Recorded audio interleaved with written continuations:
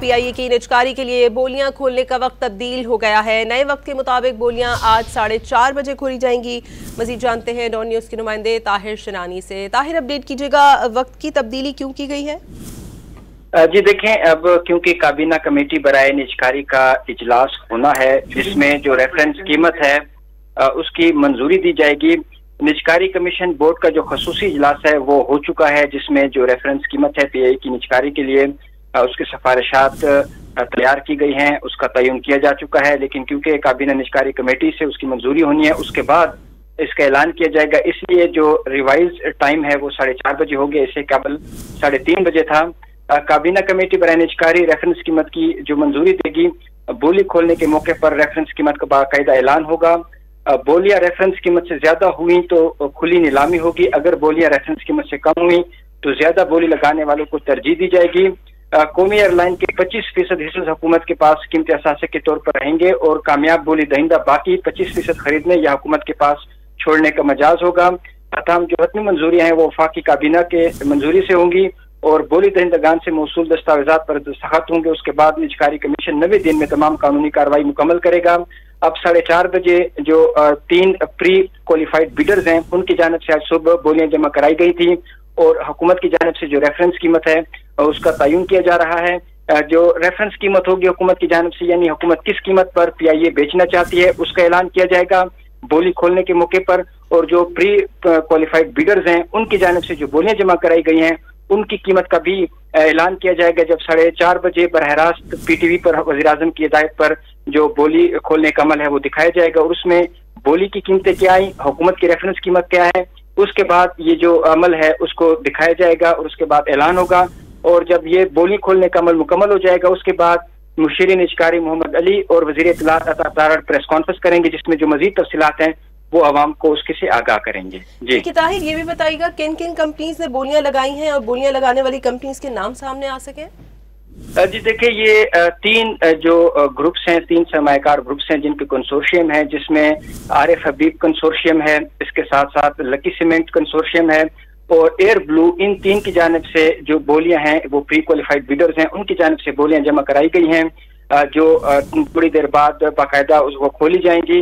इससे पहले फौजी फर्टिलाइजर्स की जानिब से भी वो अमल में हिस्सा थे, लेकिन उन्हें अपने आप को दस्तबरदार कर दिया, जिसके बाद अब 3 बोली दहिंदा रह गए हैं जो उन्होंने बोलियां जमा कराई हैं। और हुकूमत की जानिब से जो रेफरेंस कीमत है उसका भी निजकारी कमीशन की जानिब जो बोर्ड है उसकी जानिब से सिफारिशात तैयार की गई हैं। लेकिन निजकारी जो काबीना कमेटी है जिसके चेयरमैन नायब वज़ीर-ए-आज़म इसहाक डार हैं, उसकी सरबराही में ये रेफरेंस कीमत की मंजूरी दी जाएगी और उसके बाद हुकूमत की जानिब से जो रेफरेंस कीमत है उसका ऐलान किया जाएगा। ठीक है ताहिर, ये भी बता दीजिएगा हुकूमत पीआईए की निजकारी को कब तक मुकम्मल करना चाहती है और क्या इस फैसले से कौमी खजाने पर कोई माली असर पड़ेगा?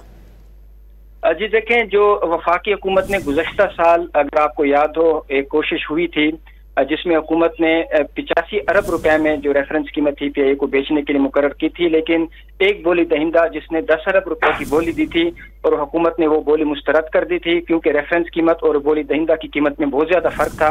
इस वजह से हुकूमत ने वो बोली मंजूर नहीं की थी और फैसला हुआ था कि दोबारा पीआईए की निजकारी होगी। मौजूदा हुकूमत का जो 5 साला निजकारी प्रोग्राम है 2024 से 2029, उसमें 24 इदारे हैं जो शॉर्टलिस्ट किए गए हैं जिसमें पीआईए शामिल है। हुकूमत चाहती है कि 75% जो पीआईए के हिस्से हैं वो फरोख्त किए जाएं और बाकी मानदा जो 25% हिस्से हैं वो हुकूमत अपने पास रखना चाहती है या कामयाब बोली दहिंदा को इख्तियार दिया जाएगा। अगर वो बाकी मानदा 25% भी हिस्सा लेना चाहे तो वो खरीद सकेगा। जो 75% हिस्से हैं उसमें से 92.5% पीआईए की निजकारी के बाद पीआईए पर उसकी इन्वेस्टमेंट होगी और जो 7.5% हिस्से हैं वो कौमी खजाने में जमा होंगी।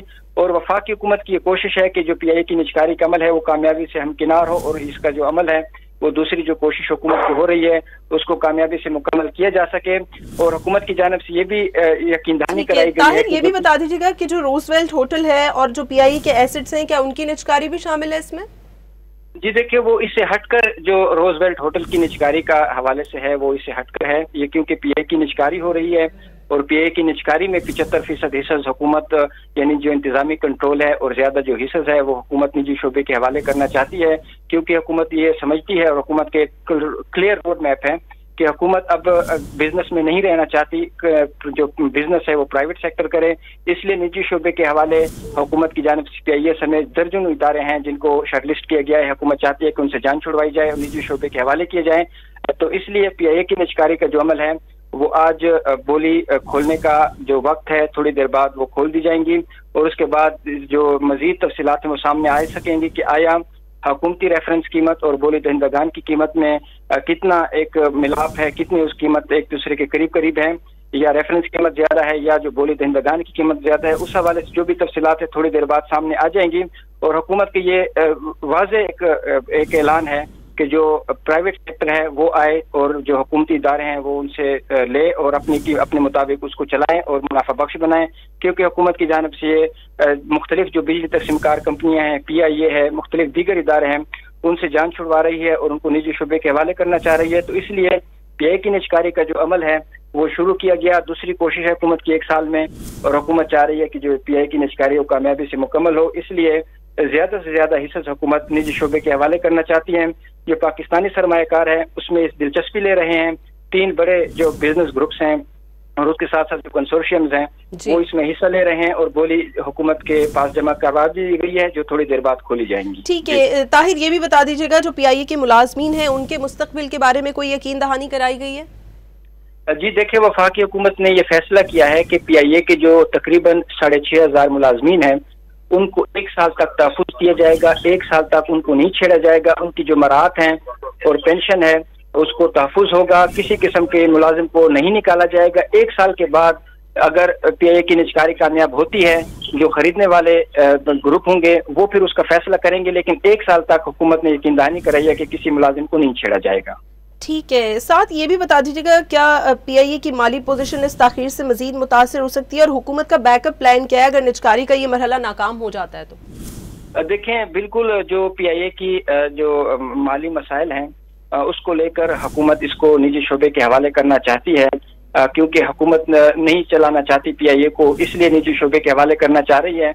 और अगर इसमें हुकूमत को ये इसलिए सरतोड़ कोशिश कर रही है कि ये जो निजकारी का अमल है वो कामयाबी से हमकिनार हो, क्योंकि ये दूसरी कोशिश है 1 साल में और हुकूमत नहीं चाहती कि जो डिरेल हो ये प्रोसेस, तो इसलिए भरपूर कोशिश की जा रही है कि जो PIA की निजकारी है उसका अमल मुकम्मल हो और ये निजी शोबे के हवाले हो और इसके साथ साथ जो PIA फिर निजी शोबे के हवाले होकर जो इसके माली मामलात हैं उसको बेहतर किया जा सके।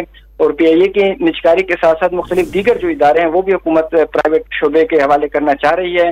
तो अब हुकूमत ने तमाम तर इक़दाम किए, इसमें वक्त भी ज्यादा लगा क्योंकि गुज़श्ता साल तकरीबन अक्टूबर के एंड में ये बोलियां खोली गई थी और उसके बाद 7 साल तकरीबन हो चुका है वफाकी हुकूमत को दोबारा PIA की निजकारी का जो अमल है उसको मुकम्मल करने में। जी बहुत शुक्रिया, तफसीली अपडेट कर रहे थे ताहिर शिरानी आपका।